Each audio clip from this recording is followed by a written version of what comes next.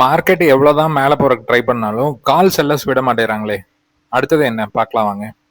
இங்க கொடுக்கக்கூடிய தகவல் எல்லாமே எஜுகேஷனல் பர்பஸ்க்கு தாங்க. டிஸ்க்ளைமர் ரீட் பண்ணிக்கோங்க. வணக்கம் எம்ப்ரஸ். நிப்டியோட டே சார்ட் எடுத்து வச்சிருக்கோம். நம்ம நேற்று சொல்லியிருந்தோம் இந்த புல் பேக் லெவல் ஃபர்ஸ்ட், அதாவது கிரிட்டிக்கல் சப்போர்ட் ஏரியா இது வரைக்கும் போகலாம் அப்படின்னு சொல்லியிருந்தோம். எக்ஸாக்டா பார்த்தீங்கன்னா அது வரைக்கும் ரீச் ஆயிட்டு அதுலேருந்து ஒரு ரிஜெக்ஷன் பிரிண்ட் ஆன மாதிரி ஒரு செல்லர்ஸ் ஆக்டிவேட் ஆயிருக்காங்க. இந்த இடத்துல வந்துட்டு ஒரு கிரீன் கேண்டில் வச்சு க்ளோஸ் பண்ணியிருக்காங்க. ஸோ இது வந்து நெகட்டிவான விஷயம் கிடையாது. ஆனா வந்து க்ளோஸ் அபவ் 23,850 இருந்திருந்தா ஒரு கான்பிடென்ட் அப் மூவ் வரைக்கும் வர்றதுக்கு சான்சஸ் இருக்கு. ஆனா இப்ப 23,850 டெசிசிவா கட் பண்ணி க்ளோஸ் வைக்கல. அப்போ நாளைக்கு என்ன நடக்கலாம் பார்த்துடலாங்க. மார்க்கெட் இன்னைக்கு ஓப்பன் ஆனது பாத்தீங்கன்னா ஒரு சின்ன பாசிட்டிவ் மூவ். நேற்று ரேஞ்சிலேயே இருந்தாங்காட்டி இதை கேப் அப் அப்படிங்கிற மாதிரி நம்ம கன்சிடர் பண்ண முடியாது. ஸோ அங்க ஓப்பன் ஆயிட்டு பாத்தீங்கன்னா ஒரு 915 ஹைல ஒரு ரிஜெக்ஷன் பிரிண்ட் பண்ணிட்டு நேரம் கீழே வந்தாங்க. அது எவ்வளவு தூரம் வந்தாங்க அப்படின்னு பாத்தீங்கன்னா எஸ்டர்டேஸ் ஹை அந்த ஏரியால வந்து ஒரு டேப் பண்ணிட்டு திருப்பியும் கால் சைட்ல ஒரு நல்ல மொமெண்டம். அது எது வரைக்கும் அப்படின்னு பாத்தீங்கன்னா நம்ம சொன்ன லெவல்ஸ் தாங்க. நேற்று வந்து 23,759 ஒரு ஹர்டில் இருக்கும். அதுக்கு அடுத்த டார்கெட் பாத்தீங்கன்னா 23,834 அப்படின்னு சொன்னோம். 23,834 டார்கெட் அடிச்சு 23,850 வரைக்கும் வந்தாச்சுங்க. ஸோ இந்த சப்ளை பிளாக் வரைக்கும் வந்தாச்சு. இப்போ இந்த சப்ளை பிளாக்ல இருக்க செல்லிங் ஆர்டர் எடுத்துட்டு கீழே வந்திருக்காங்க. ஸோ இந்த செல்லிங் ஆர்டரை அப்சர்வ் பண்ணிட்டு இப்போ கீழே வந்திருக்காங்க. நாளைக்கு என்ன நடக்கலாம் அப்படின்னு பாத்தீங்கன்னா திருப்பியும் இந்த சப்ளை பிளாக்ல வந்து ஒரு டெஸ்ட் எடுக்கலாம். எடுத்துட்டு அதுக்கப்புறம் ஒரு பிரேக் அவுட் கொடுக்கலாங்க. அது ஒரு ஆப்ஷனுங்க. இல்ல 23,759 கட் ஆகல அப்படிங்கும்போது உங்களுக்கு இந்த அப் ட்ரெண்ட் வந்து தொடரும். அது எது வரைக்கும் போகலாம் அப்படின்னு பாத்தீங்கன்னா 23,940 அதை தாண்டினா 24,000 இது வரைக்கும் போலாங்க. இது வந்து அப் ட்ரெண்டா இருந்ததுன்னா. அதே டவுன் ட்ரெண்டா இருந்ததுன்னா உங்களுக்கு 23,760 அந்த ஏரியாவை வந்து ஹோல்டு பண்ணல அப்படிங்கும்போது திருப்பியும் வந்து 23,650 அந்த ரேஞ்சு வருவாங்க. அதையும் கட் பண்ணும்போது 23,587 அது வரைக்கும் வரக்கு நிறைய சான்சஸ் இருக்குங்க. அப்படி வந்துட்டு போகும்போது இந்த ஏரியால இருக்கிற செல்லிங் ஆர்டர்ஸ் எல்லாம் கலெக்ட் பண்ணியாச்சு அப்படிங்கிற மாதிரி ஒரு கன்ஃபர்மேஷன் கிடைக்கும். இது வரைக்கும் வந்துட்டு அதுக்கப்புறம் திருப்பியும் ஒரு மேல பிரேக் அவுட் போச்சுன்னா ஒரு ஹெல்தியான பிரேக் அவுட் அப்படிங்கிற மாதிரி சொல்லலாங்க. அது இது வரைக்கும் வரணும் அப்படிங்கிற அவசியம் கிடையாதுங்க. 23,759 ஹோல்ட் ஆனா இங்கிருந்து டேரக்டா ஒரு புல் பேக் வேல்யூ கூட கிடைக்கிறதுக்கு சான்ஸ் இருக்குங்க. ஸோ அதுக்கு தகுந்த மாதிரி நாளைக்கு நம்ம ட்ரேடை பிளான் பண்ணிக்கணும்.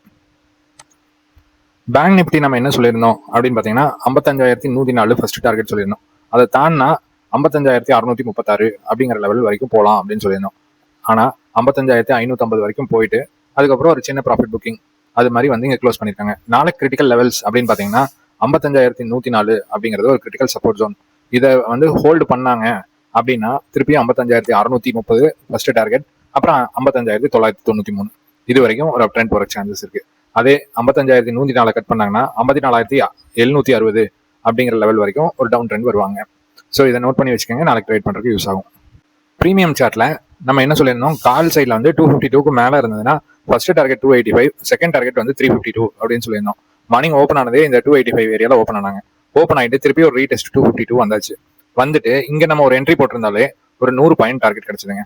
இது வந்து ஒரு ட்ரேட் தான் இன்னைக்கு கால் சைட்ல கிடைச்சது. ஏன்னா 915 ஹைக்கு மேல ட்ரேட் ஆனங்காடி நம்ம புட் சைட் ட்ரேட் கான்சென்ட்ரேட் பண்ண மாட்டோம். அதனால இந்த ட்ரேட் வந்து நம்மளுக்கு புட்ல எடுக்கலைங்க. ஸோ இந்த கால் ட்ரேட் மட்டும் கிளியரா ஒரு பாசிட்டிவ் ட்ரேடா கிடைச்சதுங்க.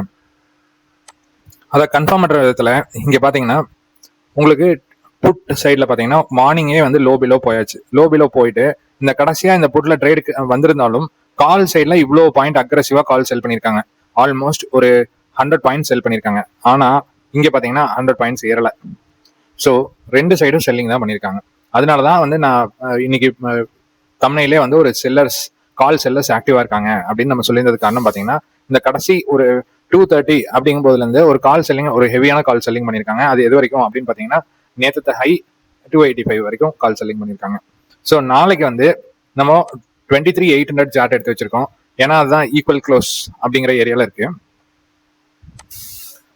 23,800 பாத்தீங்கன்னா ஒரு 184க்கு மேல இருந்ததுன்னா ஃபர்ஸ்ட் டார்கெட் வந்து கால் சைட்ல 251, அதுக்கு அடுத்த டார்கெட் 286. அதே புட் சைட்ல பாத்தீங்கன்னா 231க்கு மேல இருந்தாங்கன்னா 327 வரைக்கும் போற டார்கெட் இருக்குங்க. ஸோ இதை நோட் பண்ணி வச்சுக்கோங்க. இதுக்கு தகுந்த மாதிரி நாளைக்கு ட்ரை பண்ணலாங்க. ஆஸ் யூஷுவல் ஸ்டே டியூன்டுங்க. டெலிகிராம் சேனல்ல ஜாயின் பண்ணாதவங்க ஜாயின் பண்ணிக்கோங்க. ஒரு ரியல் டைம் அப்டேட்ஸ் என்ன அப்படிங்கறத நம்ம பார்ப்போங்க அதுல. தேங்க்யூ.